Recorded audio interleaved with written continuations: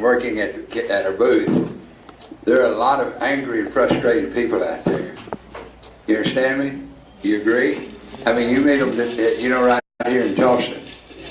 We were at the Puller Parade recently and had a table there, and a lady and her husband came up to the came up by the table. She came over the table and took some material, and I went over to shake his hand, and I won't quote him, but you'll get the idea.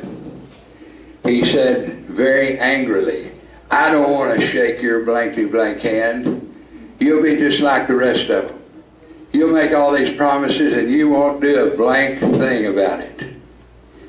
You were there, Dave, you saw it. I took a step closer to him.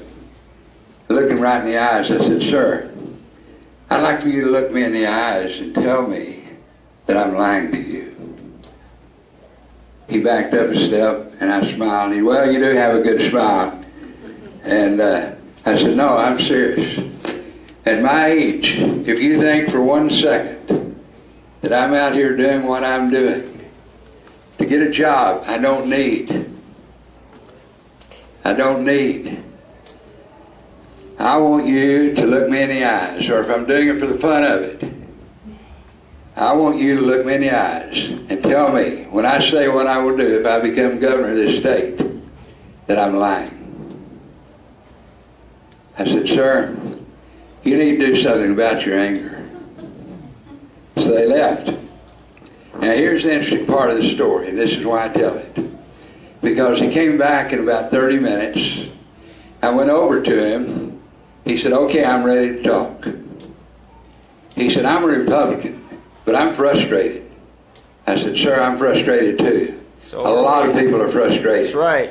And that's why I'm out here doing what I'm doing, to try to get a job, to be able to do something, to do what needs to be done, to make changes we need to make in this state. And sir, I need your help. And he said, "You've got it. You've got it." I tell that story because that's what people are looking for. And I'm not here tonight to make a political speech, so I'll move on. But that's my 30 seconds. There you go. Dan is right. We filed a lawsuit because we felt that they had violated our Constitution. And I had a reporter the other day said, "Mr. Richardson, it's true, is it not, that if you weren't running for governor, you wouldn't have filed that lawsuit?" And I said, "You're right. I will admit that." And I'll tell you why. Because if I was still practicing law, that's what I'd be focusing on. But now that I'm running for governor, I'm focusing on what's going on in our state, and I'm learning things that I didn't even know. I'm seeing needs out there that I didn't know about. And so that's why I filed the lawsuit. I want to talk first about the one that the Supreme Court overturned. I was rather intrigued by the conversation that went on with the Supreme Court justices and our lawyers. I hired a lawyer from down in Norman, that Stan Ward, who, by the way, is the one that promoted and was largely responsible for getting State Question 640 voted on and approved. But they were talking about the issue of the motivation for why the legislators pass these bills. Now, is there anyone in the room that can't answer that question? I mean, seriously? I'm sitting there thinking, they can't be serious. You know? They just can't be serious and ask that question. And then the state gets up and argue that the purpose of the tobacco bill, cigarette bill, was to stop people from smoking. And I'm thinking, wait a minute, these are adults you're talking about. They have freedoms, they have rights. And you say they passed it to stop adults from doing what they choose to do that doesn't violate the law? I mean, folks, that's intriguing at the very least. So anyway, it's a pretty easy question to ask, but one of the things I have found over the years, and Kevin, I think you will agree with this, that if you want to complicate things, get lawyers and judges involved. No. Thank you, Kevin. You're speaking for both of us, right? Stick up for lawyers. Okay. If the bill had been upheld, it would cost the people of this state $225 million from the taxpayers. You know, I've been asked to take a few minutes, 30 minutes or so, and talk about what was argued for 3 hours. Motions were written on, arguments were made, and I'm going to do the best I can to try to simplify it. Some of these papers fall off, I'm just going to let them go. But I want you to get the gist of what went on, and in doing so, there's a 29-page order that was given. I want to read some of the things from the order. And the first one I want to read, it says, petitioners who are manufacturers, wholesalers, etc., alleging that it is a revenue bill enacted outside of the procedure mandated in Article 5, Section 33 of the Oklahoma Constitution. That's what we're dealing with here. Which says, that talks about revenue bills. State Question 640, which was passed by we, the superpower of Oklahoma, which are the people, says that the legislators cannot pass revenue bills in the last 5 days of a session. So what did they do? They called them fees. It walks like a duck, it quacks like a duck, it's got to be a duck. They call them fees. And the history, I want to read here very quickly.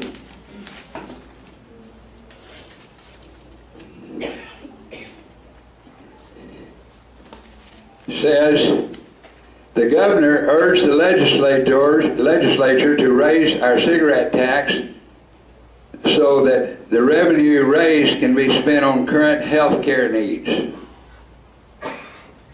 Again, who buys that? Who buys that that was the reason they passed that bill? Anyone?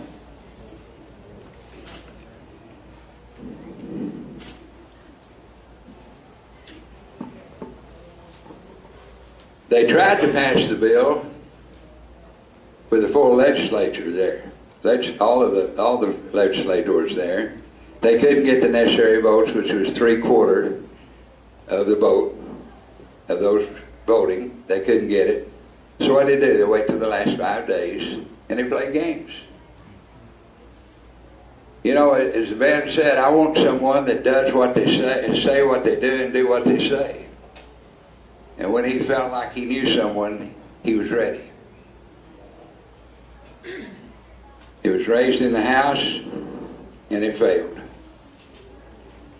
Nothing in the House in that meeting about the bill, to your great surprise, I'm sure, was said about trying to reduce smoking. Nothing. Isn't that interesting? Let me move a chair over here. There you go. You keep searching, there's always a way. Now I want to read to you another part of the order, which says,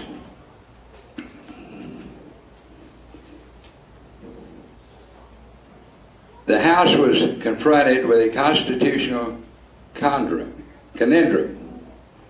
Either pass Senate Bill 845, which was essential to balancing the budget, but would perhaps require violating Article 5, Section 33. Folks, they knew they were going to violate that article, didn't they? Yep. They absolutely knew it. Or don't, and violate Article 10, Section 23 by failing to balance the budget. As one legislator put it, this was a decision between a bad and worse. You know, the question is, how did they get there? What caused our legislators to get to this point? That's the real question. You know, as I say, if you go to a doctor and he starts telling you how to fix your problem and he hadn't done any examination yet, you'll probably leave, right? You want him to examine your body. The question is, what would we find if we examined how they got there? That's the question. Since I'm here to talk about the bill, I won't give a political talk, and it's kind of difficult to restrain myself.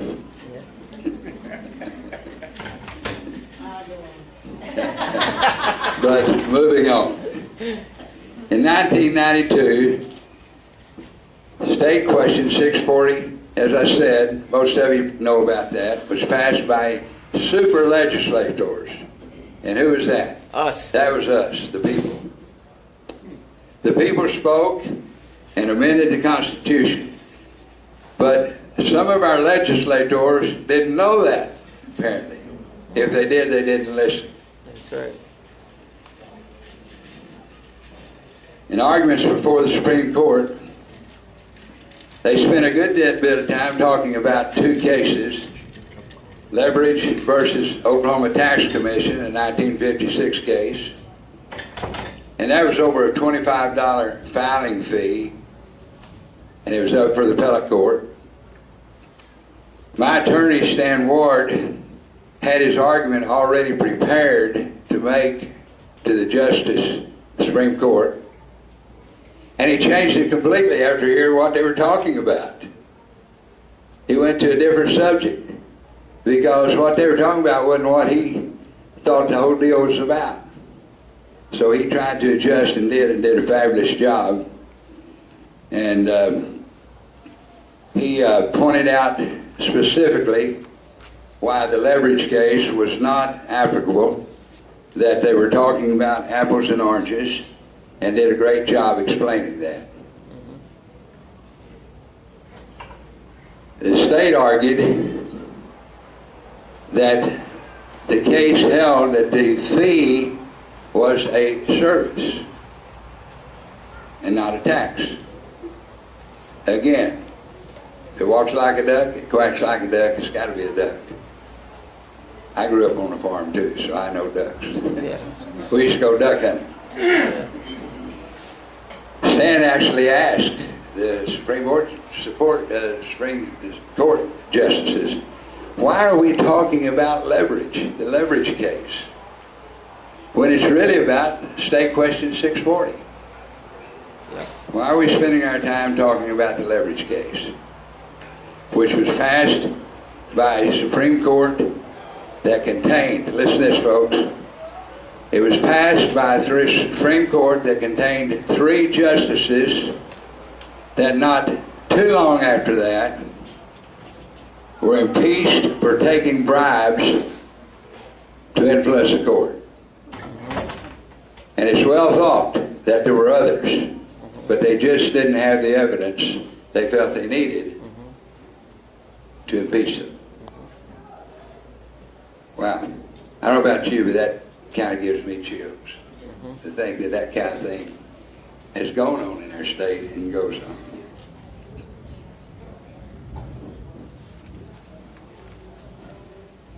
Stan presented the history of the state question and actually said, you guys need a history lesson.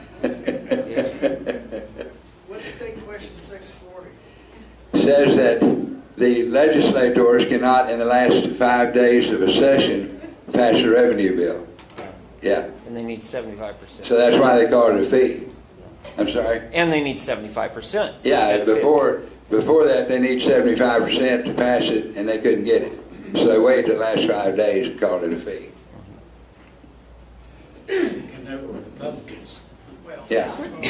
Yeah. Well, in name.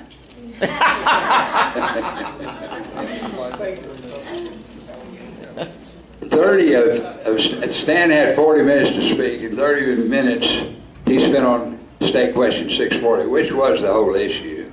Sure. Talking about the importance of the super legislators, we the people. Talking about we either vote the will of the people or you get 75% of the vote. One or the other. And it didn't happen.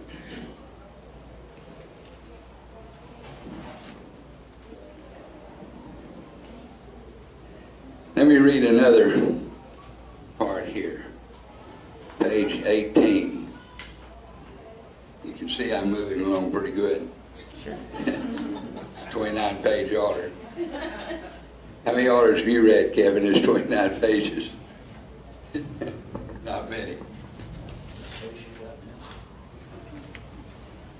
It says, were we to hold otherwise, they're talking about the tobacco bill, the distinction between fees and taxes, and thus the protection against taxation provided by Article 5, Section 33, would be meaningless. Yeah. I mean, you all could have filled in the blank. Sure. It would be absolutely meaningless. How you doing? That gives us hope. Hey, Bill, how you doing?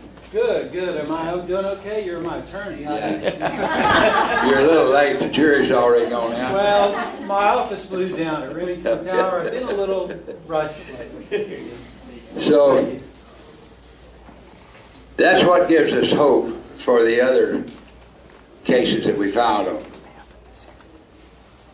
The real issue, notwithstanding State Question 640, if you want to go that route, does remove an exemption constituted raising revenue, and does it remove an exemption constitute, I can't read my own writing, raising revenue, and we say yes, it does.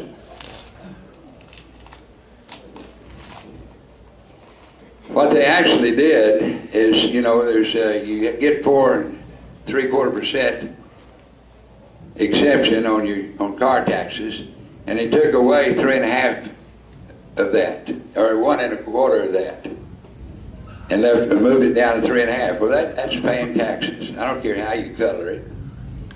And in my view, they colored outside the lines.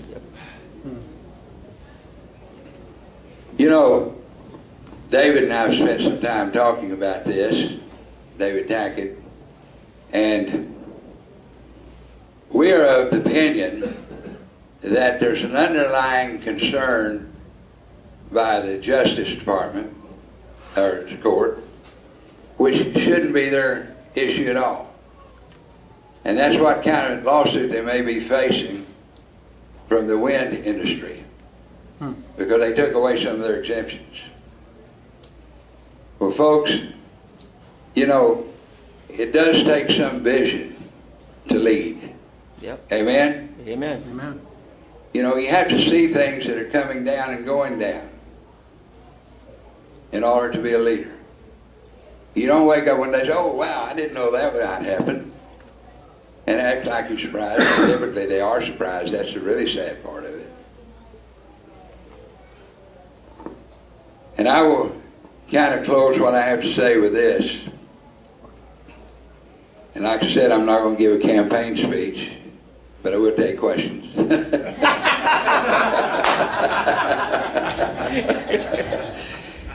I've written 4 books. The first one is Fear is Never Your Friend. Amen.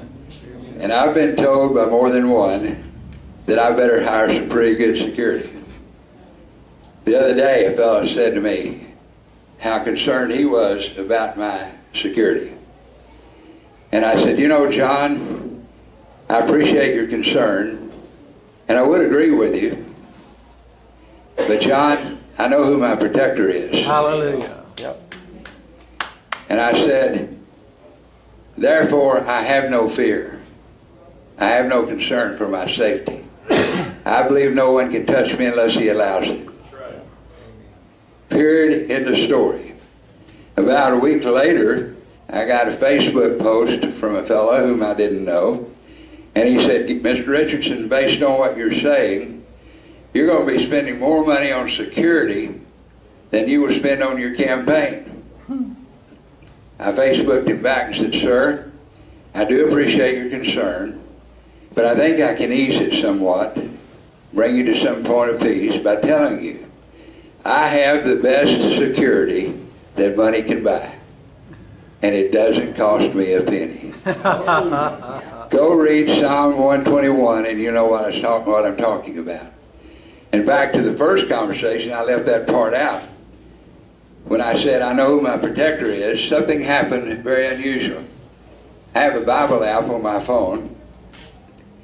I'd had that Bible app for 8 years, but this had never before happened, nor has it happened since. A number 1 popped up on it, and I hit the Bible app. Psalms 121. Verse 7, I will protect thee from all evil. Yes, Jesus. Amen. So I told the gentleman that sent me the Facebook text, I said, sir, go read Psalms 121, and you know what I'm talking about. The second book I wrote is Thank God They Ate the Apple. If you read it, you'd understand why I say that. The third book is called Black Robe Fever. And the fourth book is I Want You to See Me. Whatever I bring into your life, or whatever I allow to come into your life, I want you to see me using it, Romans 8:28, for your good. For your good. The Black Robe Fever book is the one I want to talk about for just a minute. Because I want to talk about what happened here and make a suggestion to you as the super power of this state. And it's this. I see too much in politics what Kevin and I see too much of in the legal field. And that is, people often, or sometimes, maybe often, hire a lawyer that is sold out to their own benefit more than they are to their client's benefit. Have you ever seen that? Heard about it? Yeah. If they're put at risk, they won't stand and fight for the client. They'll let the client go down. I see that in our legal profession on occasion. Kevin, I know you do as well. That's why so many people are looking for you to hire you, because they know you'll fight for them and stand up for them. And I wrote the book, and what I'm saying is, I see the same thing in the political arena. Boy, howdy.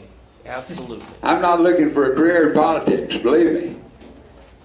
Like I said, that man, at my age, if you think I'm out here for the heck of it, the fun of it, and don't mean what I'm saying, please look me in the eyes and tell me I'm lying.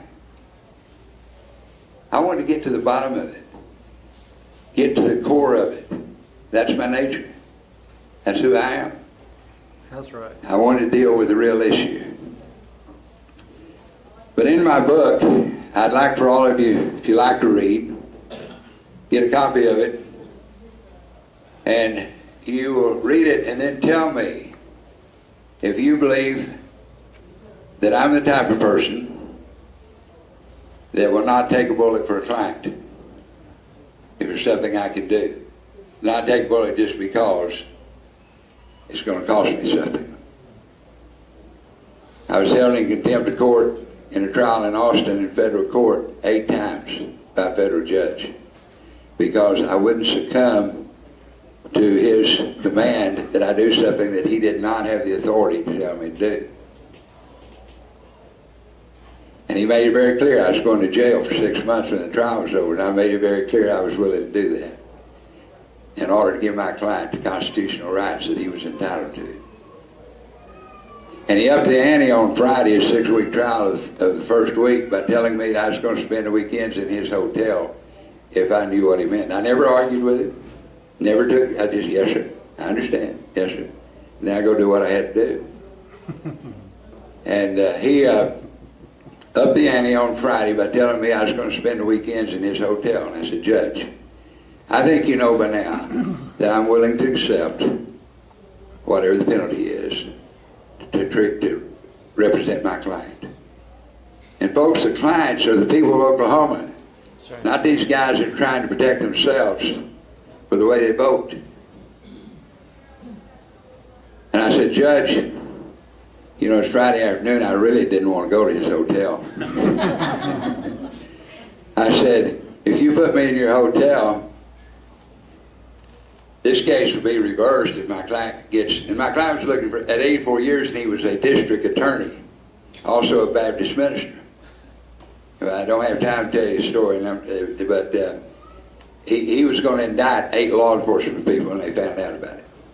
So they turned the tables on him and got him indicted. Looking at 84 years.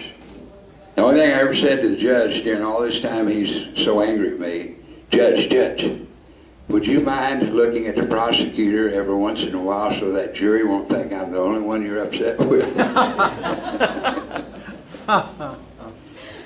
But anyway, I said, Judge, so you know it'll be reversed if he gets convicted. So, Judge, I'd like to make this recommendation. Why don't you call a mistrial and go ahead and put me in jail for 6 months? And folks, I was certain I was going to jail, then or later, because he'd made a commitment to me. Or leave me alone. You're not doing any good, and you're wasting a lot of time. He sat there and he said, I will see you gentlemen. He even put me in the category of gentlemen. I'm kind of flattered about that. I'll see you gentlemen Monday morning at 8 o'clock. And he never said another word to me during the entire trial about what I was doing or how I was defending the case. The case is over. He goes through the back door of his chambers, Didn't say a word to me. I go through security to get to his chambers. And I walk in, and he acts like he doesn't know why I'm there. And I said, Judge, I'm here to take care of unfinished business. And he acted like he didn't know what that was. I said, Judge, I'm here to go to jail. And I was. And he said this, Mr. Richardson, I had a job to do, and you had a job to do. I just hope I did mine half as well as you did yours. You going home to Tulsa. Well, folks, when our leaders do the right things, they will get the right results. When they're willing to do the right things, regardless of the cost. So, with that story, you got a question? I do. Okay. Are you seeing the kind of anger that I'm hearing and getting from all corners of this state? Everywhere we go. Monica, is that correct? That's right. Billy? Yes. Dave? We said everywhere we go, people are angry. And he said, I'm a Republican, but I'm frustrated. Yeah. I mean, everywhere. And I appreciate some of the comments Kevin had to say about that. Because Kevin's not on the political trail, are you, Kevin? You're not out here politicking for anything, are you? Just as quiet. You know? So, you know, I tell people my dad only went through the 3rd grade. He was a cotton farmer and also a lazy preacher. People loved him. He had a great personality. He loved people. But he was an honest man, and he also sold used cars. He was an honest man. Any questions about these 3 bills? I tried to run over as quickly as I can because I know you're really more interested in the bottom line, I think, is what happened, why did it happen, and what we can do about it. So I want to cover real quickly what I say with regards to the, quote, special session. Now, I did read an article today where our speaker said the legislature has a lot of options for addressing the $215 million budget hole. There shouldn't be a special session called until there is an identified plan, McCall said. I think we can easily say what they're waiting on is to see what happens on the car case. That's right. We think they'll overrule it. We do believe they will. I mean, it's a tax. Sure it is. Right, David? Yes, sir. That's my consultant. It's He better revenue. agree. It is revenue for revenue's sake. Yeah, Yeah. exactly. We question whether or not, we kind of think they will not overrule the uncoupling of the state tax from the federal tax. Yeah. We think there's some chance on the hybrid and the electric vehicle fee, taxes, they call it fees. But who knows? It's revenue. I mean, Kevin, can you ever second guess the Supreme Court? I mean, I don't even pay attention to those. yeah. Gary, Yeah. can I ask a question? Sure. You've read a lot of opinions before. I've heard people say that this was a very well-written opinion by the youngest member. Would you characterize that? I think it's a great written opinion, yeah. Okay. No, I totally agree. And it was unanimous. Yeah. Yeah, I think it's a great. Well, one guy did decline to be a part of it because of some conflict he felt like he had. I don't remember which one it was. You know, one of the options they have is to cut spending, foolish spending. Swag. Swag? Yeah. How many of you don't know what swag is? Swag. It's not a country western dance. It could be. We spend $13 million a year, folks, even though times are bad. We're still doing it to put names on coffee cups and pens. $13 million a year. We give, let me finish this real quick today. We give the turnpike $47 million a year. It's 46.4 this past year. And we could go on and on if you really want to. No, I can't campaign, so I won't go there. Go ahead. Obviously, I work for you and everything, but I'm going to say something. You know, Why aren't you out knocking doors tonight, Dave? Not a Dutch. Yeah. Not a I don't know if y'all really realize what Gary's done, but he's already doing stuff for citizens of the state of Oklahoma, and he's not even hired yet. So, you know, just think about that. He's not the governor yet, but he's out doing the governor's work by filing lawsuits against our crooked legislators up there that trying to tax us because they want more money up there to blow. So I appreciate it. Well, thank you, Dave. That's right. And I will say, because it's fact, I'm paying it out of my own pocket. It's not legitimate to pay it out of the campaign. Yes, sir. David, to clarify, not all of us are crooked, some of us... Thank you. Hey, I say that all the time. We do have some good legislators. They just need a leader. Yeah, you go. Exceptions. Yeah. I've had some of them come to see me, and they want to talk to me about my platform, etc. If you want to go to our website, which I won't mention you reading on one of those cards, you can see our plan. Yes, sir. First, I'd like to say I've read your book, Black Robe Fever, and I highly recommend it. Thank you. It's a very enlightening book about what one man can do when he runs into severe corruption in the courts. And it was a real eye-opener to me when I read it. My question is, if the Supreme Court rules against some of these other tax measures, it's going to be pretty certain, I would think, that we would have a special session, and there's going to be a huge hole in our budget. It looks like it'll be certain that taxes will be raised. My question is, do you share that opinion? And No. You don't? No. Okay. I think there are other ways. For example, Well, do you think they'll do it, however? that I can't answer. I'm talking about the legislature, not the Right. executive. No, I understand.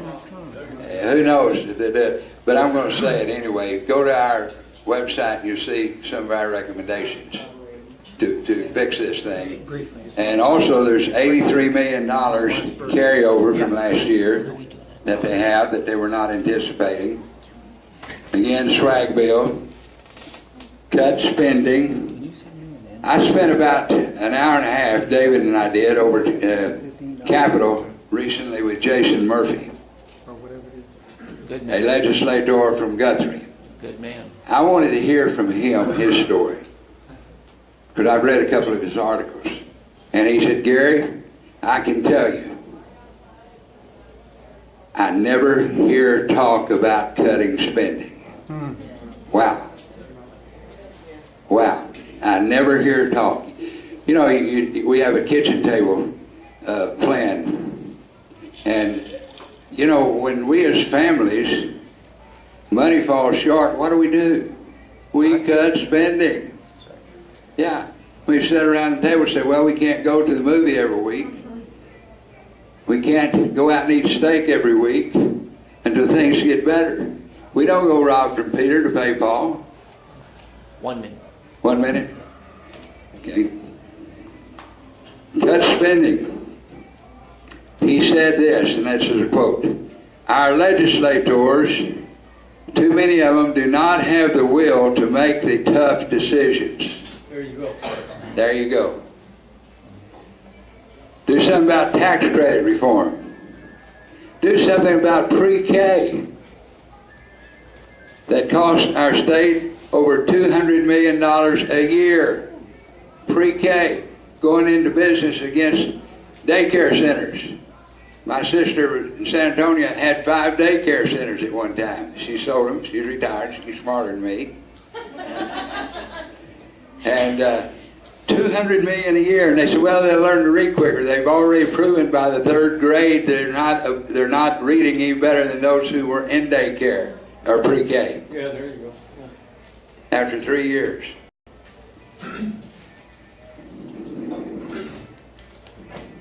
30 seconds. The legislature, the Constitution, gives the legislators the power to remove exemptions. Folks, we've got the laws we need to do the things we need to do. It's the vision and the will to do it. Thank you very much. God bless you. Thank you so much, Gary. And I do think I speak for pretty much everybody in this room. Protecting the Constitution is probably more important than any temporal matter. The Constitution affects things long term. So we're getting ready. David McLean, you got something coming up. Is it next week? You want to talk about it? A 30-second announcement? Sure. Okay. Sure. We have a county committee meeting. It's going to be, what's the date, babe? 22nd. The 22nd county committee meeting. So please come. We are going to be putting out a full agenda. It'll be going out this week. The email will be going out this week. Personally, Gary, thank you very much. For whatever purpose you had in it, thank you very much. It needed to be done. It's ridiculous. Great. David, All right. Yes. 30 seconds. Yeah. Announcement? Labor Day, you have an opportunity to help register voters to be whatever party you like. Is that Republican? Okay. And we'll also be having all 5 gubernatorial candidates speak September 3rd and September 4th at a family festival at beautiful 151-acre Hakey Creek Park. Also congressional candidates to speak. And if you like to win souls to Jesus Christ, you're welcome to come, because I'm putting together an Oral Roberts team and a Billy Graham team, because we're honoring Oral Roberts, Billy Graham, and helping families come together with love and unity at the Turn On Your